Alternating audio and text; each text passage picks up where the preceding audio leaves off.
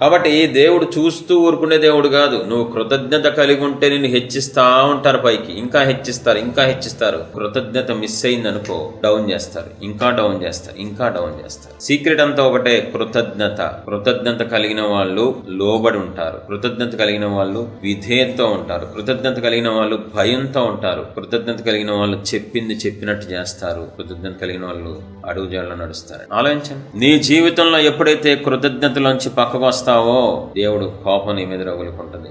వచ్చిన స్థితి ఎప్పుడైతే నువ్వు మర్చిపోతావో, తెచ్చిన వాళ్ళని ఎప్పుడైతే నువ్వు మర్చిపోతావో, నీకు అధికారాలు డౌన్ అయిపోతాయి. దేవుడు ఇచ్చిన అధికారాలు, ఒకవేళ అధికారాలు నీకు ఇచ్చి ఉంటే అవి తీసేసుకుంటారు ఆయన. అవి పని చేయకుండా చేస్తారు. వరాలు, ఆధిక్యతలు పనిచేయవు, వరాలు పనిచేయవు. నీ మాట ఎవరైనా ఇంకా ఒకప్పుడు నీ మాట వినేవాళ్ళు కదా అందరూ, ఒకప్పుడు నీ ఇంట్లో అందరూ నీ మాట వినేవాళ్ళు కదా, ఒకప్పుడు ఆఫీసులో నీ మాట వినేవాళ్ళు కదా, ఒకప్పుడు నీ చుట్టాల్లో నీకు మంచి పేరు విలువ ఉండేది కదా, ఇప్పుడు లేదు కదా.